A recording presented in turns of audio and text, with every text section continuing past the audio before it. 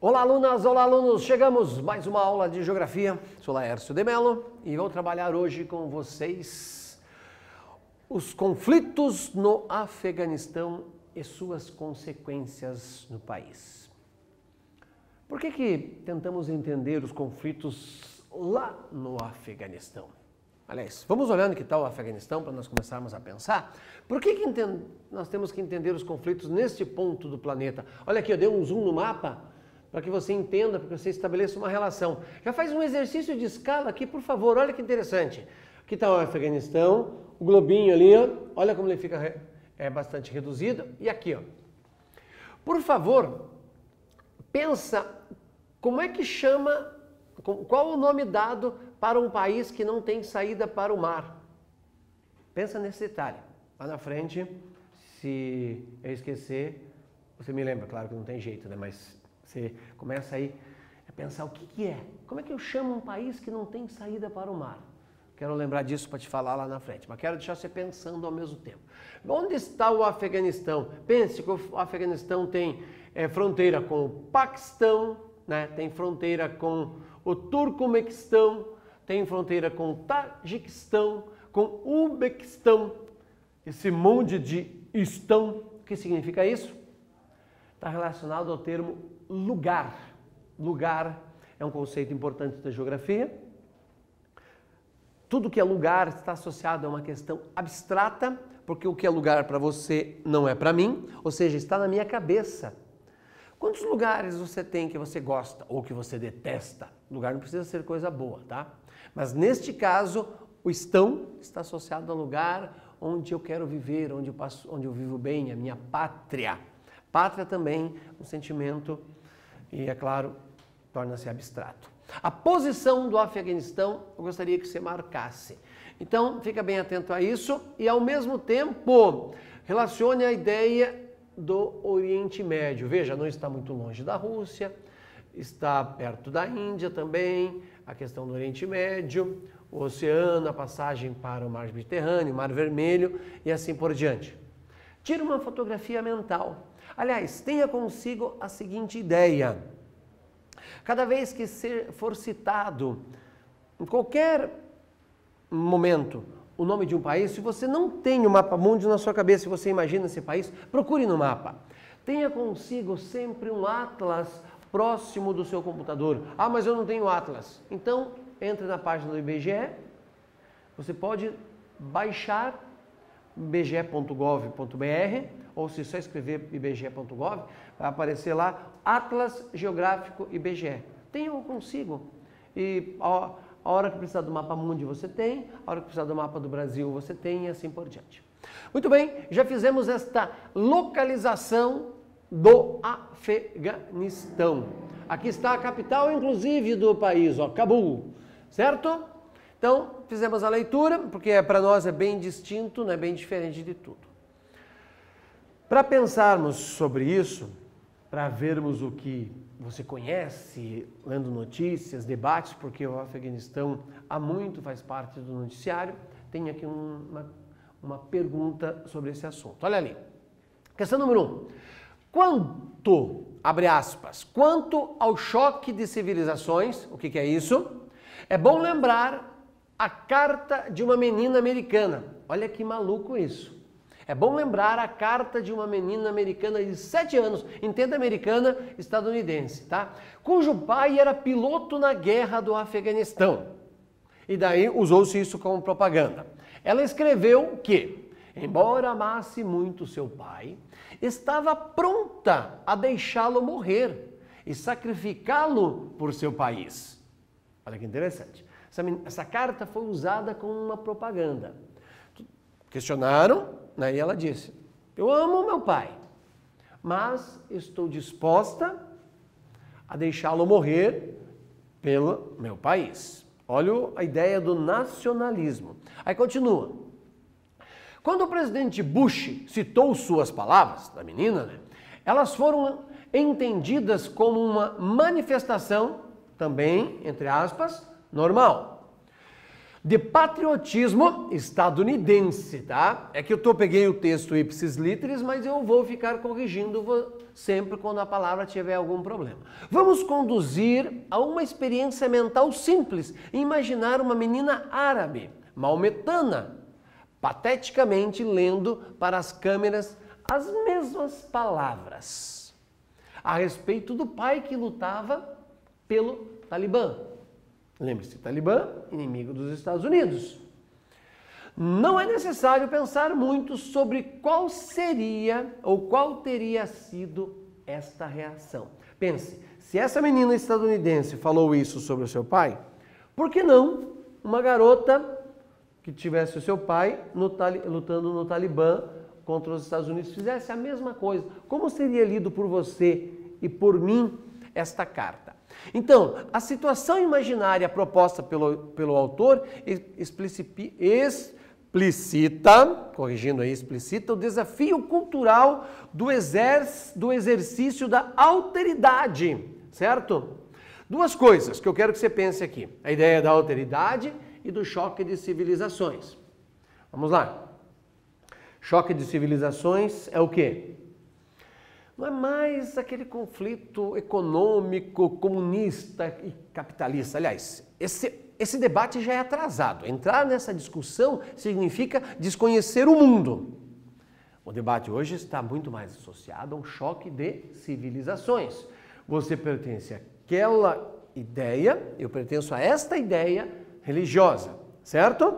Então, a situação aqui, você tem que elaborar um texto explicando o que é alteridade baseado nesta discussão. Pode até dar uma gugada aí atrás desta palavra, mas elabore um texto. Combinado?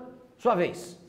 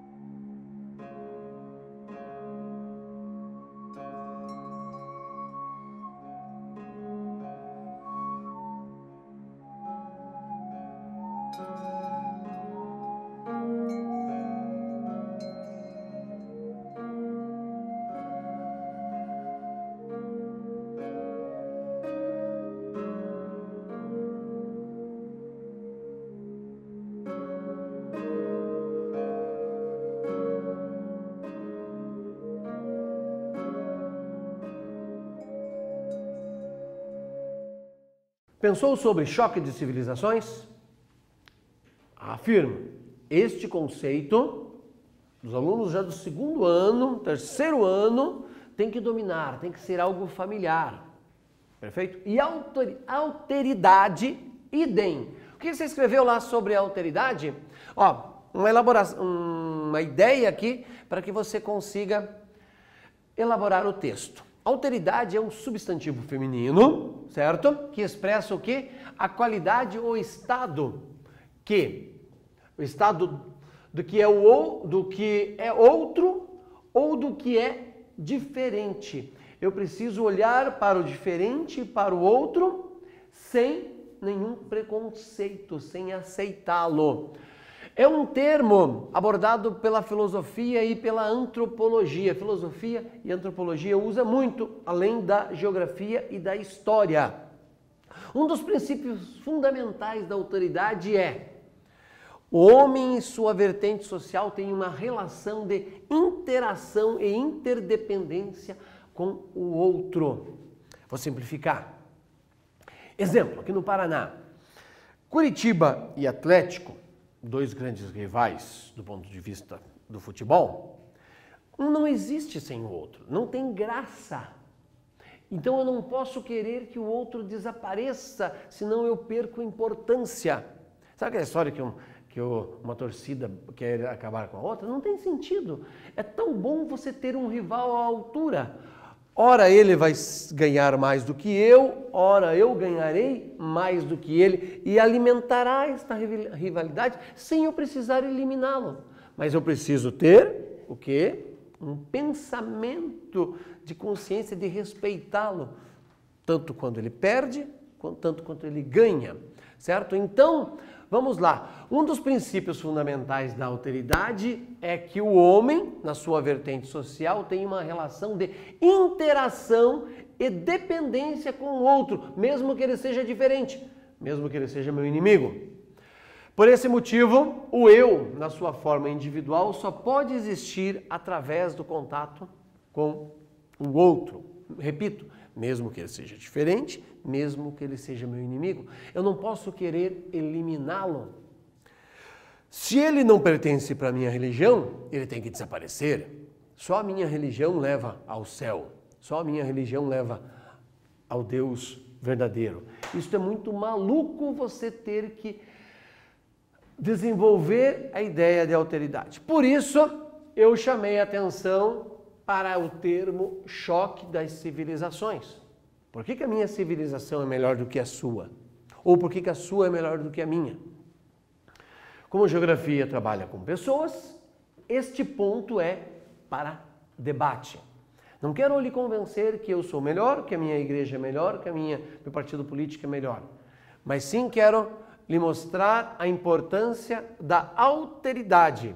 E a partir disso, você desenvolve o pensamento. E até debate com seu pai, com sua mãe, com quem você vive. Interessante, coloque este termo à mesa no próximo encontro. Vai ser interessante. Então, olha só. Aqui estava o Bush sem desenvolver a alteridade. Sem desenvolver aquilo que eu acabei de falar, certo? Porque daí ele chega para os soldados dos Estados Unidos, entre aspas, olha lá. Não, nós não desejávamos esta missão, mas vamos cumpri-la, disse o então presidente George Walker Bush, porque o seu pai já tinha sido antes da presidente, o Bush filho, quando anunciou os primeiros ataques aéreos contra o Afeganistão, lá em 2011. Mas por que dar tiro no Afeganistão? O que este país que você viu lá naquele cantinho do mundo, lembra da palavra que eu pedi para você pensar? Que é um estado tampão. Volta lá, não tem para onde eu voltar aqui, ó. Ó, isso aqui chama-se estado tampão, não tem saída para o mar. Então, o que significava tudo isso? Por que atacar o Afeganistão? Quais os objetivos? Vem aqui, ó. Primeiro olhe para as duas imagens, certo? Tá aqui os soldados. Lembraram deste homem aqui? E olha só. A data, outubro de 2001, 2001. Então, olha lá. A guerra do Afeganistão, como ficou batizado o conflito iniciado com a invasão dos Estados Unidos da América ao Afeganistão, depois dos ataques de 11 de setembro. Seus objetivos mais amplamente divulgados eram o de desmantelar a Al-Qaeda e impedir o terrorismo, que o terrorismo usasse o território afegão como base. E eles queriam, claro, remover o Talibã, esse monstro que, segundo os Estados Unidos, colocaria em risco o país.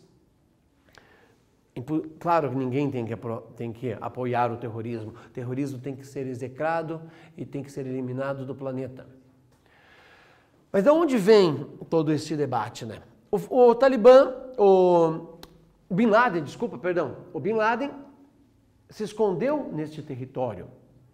E os Estados Unidos queria entrar nesse território para quê? Para capturá-lo. E como não foi aceito que as tropas estadunidenses entrassem, eles invadiram à força.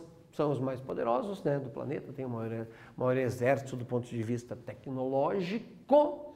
Então, seguinte, vocês não vão nos entregar o Bin Laden. Lembre-se que Bin Laden é saudita, ele não é afegão, ele é saudita, mas ele usou esse território para se esconder depois dos ataques às Torres Gêmeas, que é uma coisa maluca, né? Matou-se em torno de 3.000 pessoas e um ataque aos Estados Unidos dentro do território estadunidense. Aí as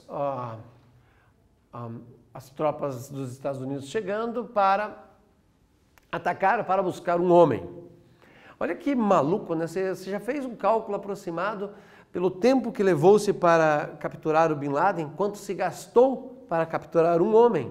Foi na casa do $1 trilhão para pegar um homem. O quanto se desperdiçou de dinheiro que poderia ter sido usado para várias situações. Mas tem gente que vive da guerra, tem gente que vive da arma, tem gente que se enriquece com a arma e tem prazer nisso, né? Só assistir o filme O Senhor das Armas. Um quiz para pensarmos. Vamos lá. Durante a guerra do Afeganistão, 79 e 89, um grupo da CIA conhecido como... Isso aqui é anterior lá do pai do Bush, né? Um grupo da CIA conhecido como Bleeders ficou bastante conhecido por sua atuação. Qual era o objetivo deste grupo? Já vou entender por que eu coloquei essa ideia. Com você, responda.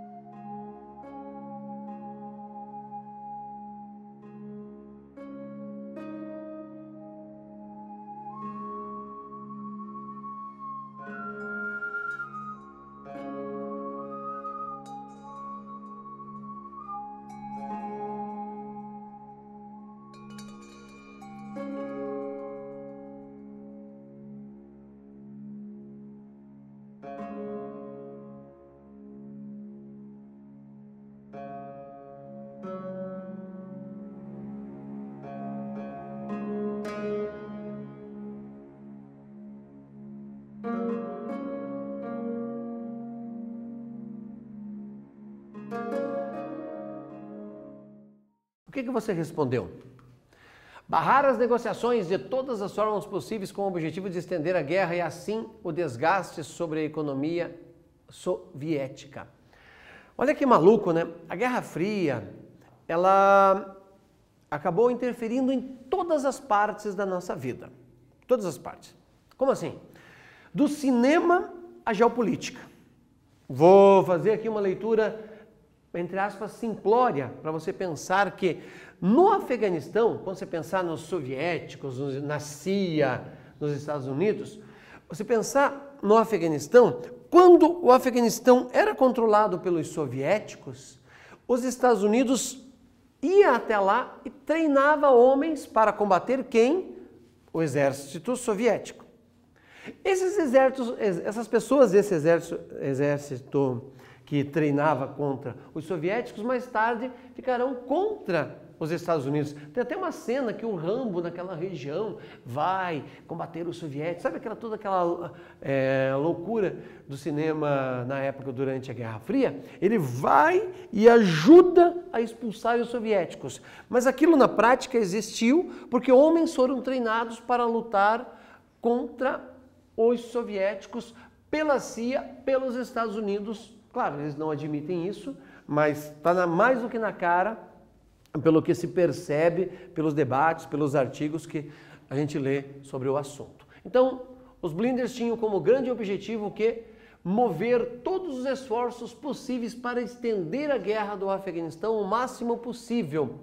Para que isso acontecesse, esse grupo financiava, armava e treinava os Mujahideen. Essa até tenho dificuldade nessa pronúncia, mas esses nomes árabes, a gente, se não for da área, a gente acaba cometendo erros aí, isso é comum. E impunha o quê? Bandeiras para dificultar negociações diplomáticas com a União Soviética pelo fim da guerra. A ideia era estender a guerra para que ela aumentasse o desgaste sobre a economia soviética. Os Estados Unidos, como a União Soviética, viveram da guerra durante muito tempo. Mas no caso da União Soviética, chegou um momento que ela se tornou um gasto que corroía o país. E fazer a União Soviética gastar mais e mais com a guerra iria enfraquecer o quê? O sistema econômico da época. No caso, o comunismo, né? Então, como o Talibã surgiu? Vamos lá.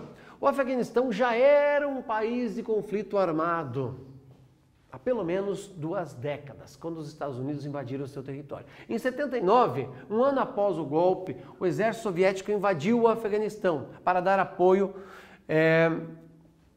aos comunistas que ali estavam instalados. Isso foi durante a Guerra Fria. Pense, 79, a Guerra Fria estava no seu auge.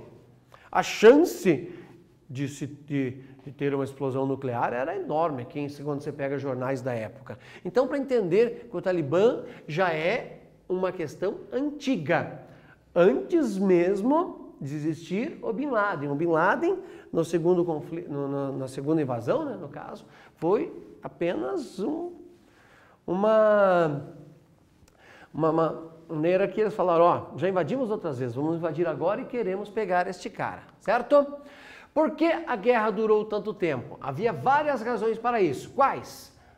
Elas incluem a resistência obstinada dos talibãs, este grupo, né, de homens que tem uma ideia sobre o mundo, que não entende também a alteridade, não que os Estados Unidos entendam. A atitude dos Estados Unidos, lembra da pergunta lá do início? É a mesma do Talibã. Você é diferente de mim, você não pode existir. Estou dizendo que os dois estão errados neste sentido. As limitações técnicas e financeiras das forças afegãs e de sua estrutura de governança e a relutância dos Estados Unidos e países europeus em manter tropas por mais tempo. E é claro que este grupo vai se insurgir e vai tentar impor as suas ideias. Aliás, tem muitos filmes sobre isso, muitos filmes mesmo. Se você der uma googada, filme Talibã, desde filmes de boa qualidade como filmes ruins. Vale a pena, se tiver a chance, procure para assistir. Como o Talibã conseguiu se manter forte durante muito tempo? De onde que vinham essas armas? Quem que alimentava este país? Olha só, estima-se que este grupo arrecadasse 1,5 bilhão por ano, vendendo o quê? Ópio. A questão da droga. O ópio produz o quê? Heroína. Quem que consome heroína? São o pessoal do Talibã? São as pessoas pobres? Pense nisso. Foi uma pergunta. Devido à posição estratégica do Afeganistão, já disse isso para vocês, né? A posição onde ele está, esta região do Oriente Médio, lembre-se, é a área que tem a concentração do quê? De petróleo. Petróleo é o que movimenta o nosso planeta atualmente. Então, e é meio do caminho para Ásia, né? Oriente Médio, segundo a visão europeia. E por ser meio do caminho, ao longo de milhares de anos, juntou-se várias tribos e gerou esse caldeirão que geram conflitos a todo instante. Tá? A ideia é antiga, já vem lá do Império Britânico, a disputa com os russos, quem iria dominar esta área. Não é algo novo. Com o Talibã, com o Bin Laden, é recente, mas o processo é anterior. Lembre-se, o termo Estado tampão que eu provoquei lá no início, aqui, ó, está posto para que você, quando olhar para o mapinha do Talibã, pense, opa, daqui o Estado tampão que eu devo conhecer. Então, nesse sentido, o Talibã é uma colcha de retalhos de várias culturas, de várias religiões, e isto gera, claro, conflito entre os povos. Mais um quiz para você pensar aí. Praticamente 3 mil morreram no atentado, 3 mil pessoas morreram no atentado de 11 de setembro. E depois de 10 anos é possível observar os seus efeitos. Entre os perceptíveis podemos citar o quê? A guerra do Afeganistão, que continua, e também o pós-guerra no Iraque, no qual ainda não há uma democracia, que o presidente George Walker Bush estava com a intenção de criar, inventar uma democracia para eles, né? Existem outros efeitos pós-ataque mais evidentes, como por exemplo, letra A, B ou C. Com você.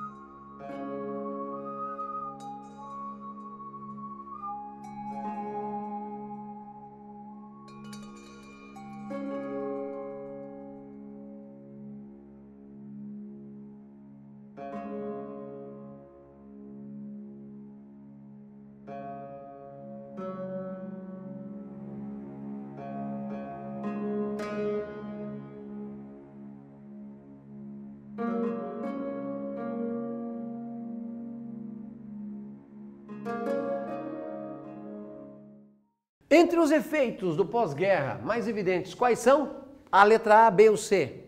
Se você colocou o reforço nos aeroportos em todo o mundo e o surgimento de um sentimento anti-americano e anti-islâmico. Isso é comum. Você chegando num aeroporto nos Estados Unidos e uma pessoa chegando no aeroporto nos Estados Unidos, mas de barba longa e vestido com uma roupa árabe, terão outro atendimento. Isso é fato. 3. As forças rebeldes afegãs, conhecidas como Mujahideen, eram grupos fundamentalistas islâmicos que estavam insatisfeitos com as reformas promovidas pelos comunistas no país. Lembra da história da União Soviética? E eles tiveram amplo apoio dos Estados Unidos para expulsar os soviéticos que forneceram armas e treinamento militar aos rebeldes do Afegão. Anos depois, parte desses fundamentalistas fundou uma organização terrorista com você. Aí completa aquele pensamento.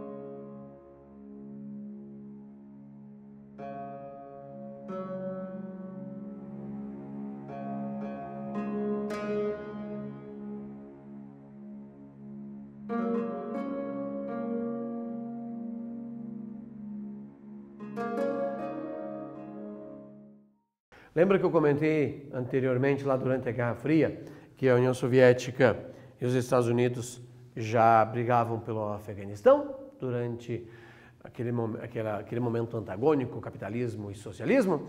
Então, esse pessoal armou, esse pessoal treinou o que tornar-se-ia depois outro inimigo. E antes era amigo, né? O Talibã. Se você marcou o Talibã, você acertou. Todos os outros existem. Por exemplo, Boko Haram é da África, certo? Sigamos. Questão 2, para você treinar seus conhecimentos. Durante a década de 70, o Afeganistão tornou-se uma nação comunista, graças a um evento conhecido como Revolução de Saur. Agora você vai elaborar um texto que explique o que foi esta revolução. Está aqui, ó, o dia após o golpe de Saur em Cabul. Explique, procure na internet.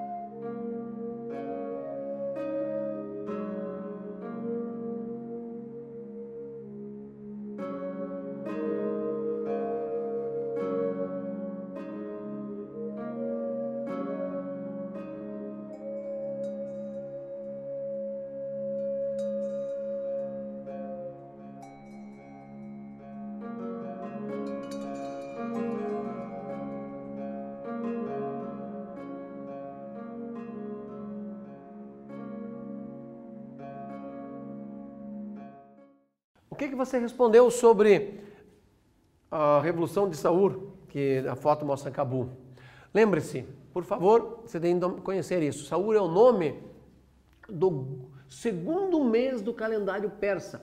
Nem todo mundo usa o calendário cristão, como os chineses não usam, como os japoneses, indianos e assim por diante, ou os judeus. O nome dado à tomada do poder pelo Partido Democrático do Povo Afegão, PDPA, 27 de abril de 78. Outra forma de explicar, um partido comunista apoiado pelos soviéticos tomou o poder em um golpe militar em 78 e vai ficar conhecido como Revolução de Saur.